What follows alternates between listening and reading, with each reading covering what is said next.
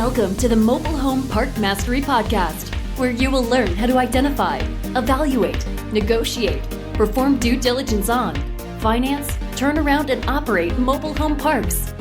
And now, here is your host, the fifth largest mobile home park owner in the United States, Frank Rolfe.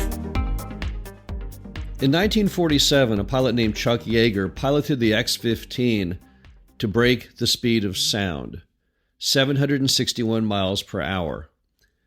It was a mission they had tried for many, many years and always failed. They could never figure out how to push the plane over that threshold.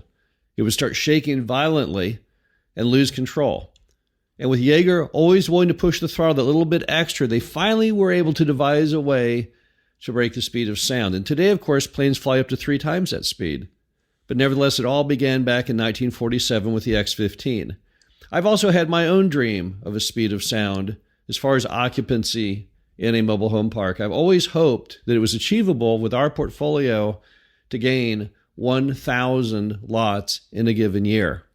We come close in the past, we've never been able to push over that threshold. It seemed unattainable until this past year when we finally were able to break the 1,000 net filled lots for the year. So what did we learn from that? Well, we learned quite a bit from that. Probably about as much as Chuck Yeager learned on aviation, we learned on how to sell or rent mobile homes effectively. So here are some tips for you if you really want to increase your occupancy dramatically. This is what we learned in our experiment towards breaking 1,000 net occupied lots. Number one, you have to take control of every part of the entire process. And if you're going to try and hit big numbers like that, you cannot leave any of that up to human error. First thing you have to do is you have to take your phone number and port it through either Who's Calling or a similar service like VoIP through Rent Manager, such that every call coming in gets tracked. Every time someone calls, it captures their phone number, it records the call, it just gives you all of the information, because that information is absolutely vital if you're going to try and hit big numbers. Number two, you've got to make sure that all advertising is verified. You have to make sure that the manager is in fact running the correct and the appropriate advertising, and you have to check their work. Sometimes they'll say, yeah, I'm running that ad on Craigslist or on Facebook, and you'll get a copy of the ad and it's terrible. Some of them obviously do not have very good marketing ability. They weren't hired to be marketeers. So often one big problem a lot of parks suffer from is the ads are awful. The photo of the home that they showed in the ad, they could not have selected a worse photo. It'll be the most unappealing shot of the entire home. So you just have to take all the advertising and you have to vet it. Now, that would be a big undertaking to vet every single ad, but you can get a rough idea by looking at the ads, who needs help and who does not. Number three, you've got to make sure that someone answers the phone. The manager has to know that one of the biggest parts of their job is, in fact, to answer the phone. Because if you don't answer the phone, then you're never going to sell or rent anything. The phone must be answered. Now, those Who's Calling reports, those VoIP reports, they will show you if the phone is getting answered or not and how much. And it's absolutely essential that the manager understand they cannot miss those calls. Next, mystery shop the showings. Pay somebody. Hire someone on Craigslist for $50 to go and mystery shop your park. Have them show up as a customer to look at a home and see what happens. You'll learn a huge amount from that. You may learn that that manager just is not the appropriate choice to be selling or renting homes in your property. Next, do plentiful exit interviews. You already have those phone numbers captured through Who's Calling or the VoIP system. Utilize that information. Call those customers up and say, hey, I was just curious, how did it go? Did you buy or rent a home? And if you did not, why not? You'll learn so much. You'll learn either the manager did a terrible job or you'll learn the homes are overpriced. Whatever. This is real information from the real deal, the real source of the person, your customer. So that information is absolutely essential. Next, make sure that you've got an attractive commission structure. You want those managers in the field to be just thinking 24/7 about how much money they're going to make on commissions. If you really want to hit big numbers, you're going to have to give reasonable commission structures in the field. Well, how reasonable? It's up to you. But I would want them to make something at least in the hundreds of dollars on every home that they sell or rent. Some owners don't give the manager any commission when they sell or rent a home, or a pitifully small amount, $50 or $100. That is not going to get anybody into the kind of fervor you need to hit big stats.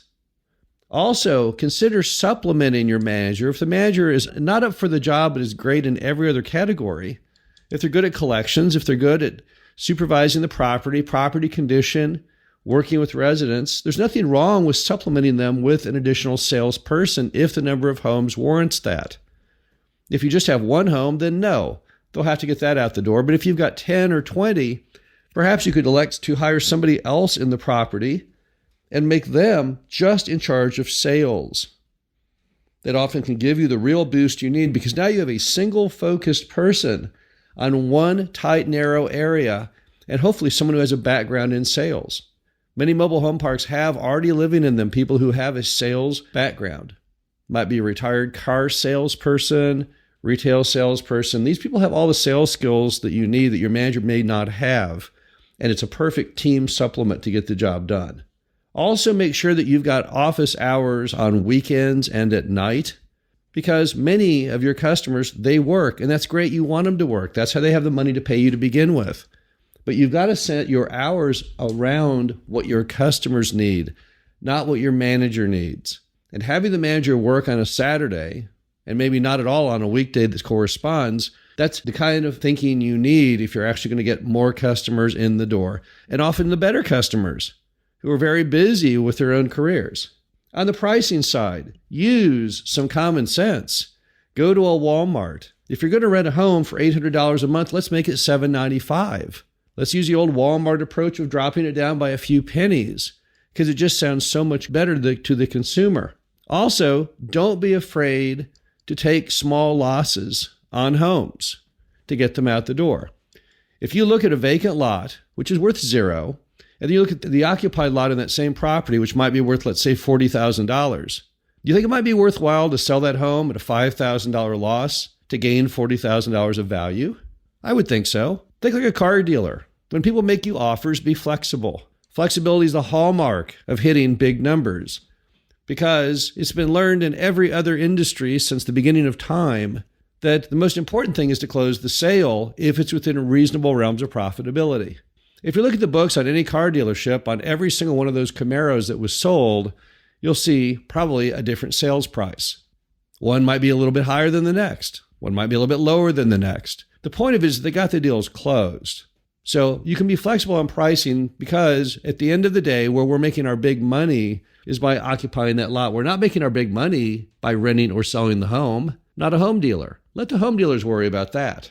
Let that Clayton manufacturer, retailer up the highway, sure, he has to obsess because he gets no further profit.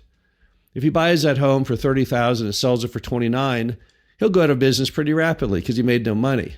But you, as a park owner, if you buy the home for $30,000 and sell it for $29,000, well, that's okay, because that occupied lot is worth $40,000, so you still made $39,000.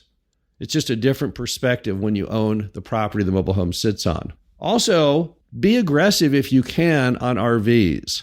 In many parts of America, you can place RVs on mobile home lots with no restrictions from the city. In other areas, you can place RVs on mobile home lots, but it can't not exceed a certain percent of your total lot flow. The important thing to remember is that a lot of Americans are buying or already own RVs, and they're retiring at the rate of $10,000 per day. And many of those people are going to then sell their home and retire into the RV. I know many people doing this, very upscale people doing this. I know a college professor who recently elected to sell his house, a really nice house, and just travel America in an RV. Would those not make good customers? I think they would. RVs, by and large, cost more than mobile homes. They typically reflect greater pride of ownership than mobile homes in many parks. So don't forget about RVs. Now, how do you reach RVs? It's a little different to market to RVs than to mobile homes. When you're trying to market to RVs, you've got to have a very strong online presence. When people Google up RV park in blank, they need to immediately find you on that list. And you have to have a really good website, because in today's competitive world, they're not going to go to your property unless you have a good website. You also might want to put a banner on your fence or out front that says RVs welcome. Now, when the RV customer comes in and they express the desire to be there for an extended period of time, if not forever, then that is the kind of customer you need to try and get into your mobile home park lot, if in fact it meets the laws of your city and or state. Because you're going to see a whole lot more of that coming up. Many more Americans after the pandemic are thinking about their life and what they want to do with their life. And they're already getting turned on to the whole idea of being away from people, being in a more natural setting, outdoors, lower density. And I think this will be a much bigger part of the customer base of mobile home parks going forward. Also, you never want to miss the opportunity for organics. And organic is when someone pulls a mobile home from another property into yours. How do you get organics? You be on the radar screen. You can have a big banner on the front of your sign that says, "Move here for free." If anyone ever calls you wanting to move their mobile home in, give them MVP treatment. And most importantly, watch for opportunities to collect in large numbers of organics from other mobile home parks that are being torn down for redevelopment. Every time you see an ad or your manager sees an ad in the paper talking about a mobile home park that is being redeveloped, you need to jump into action. You need to call that owner, call that manager and say, "Hey, I've got a place for those residents who need to move. How many can I get?"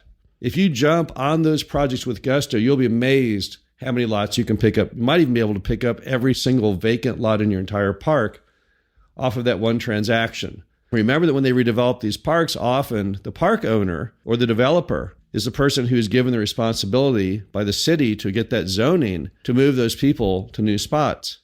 So they really welcome your call with open arms because they see you as the solution to pushing their project forward. The bottom line is if you do all these things we just talked about and you do them in tandem, in unison, you'll be amazed at how many lots you can fill. And filling lots is one of the key ways to make money with your mobile home park. So this is definitely something that's worthy of a lot of thought and introspection so that you too can break the sound barrier of filling your vacant lots. This is Frank Rolfe with Mobile Home Park Mastery. Hope you enjoyed this. Talk to you again soon. Thank you for listening to the Mobile Home Park Mastery Podcast. Be sure to visit us at mhpmastery.com to subscribe to the show, read our show transcriptions, and access all of our great information on mobile home park investing.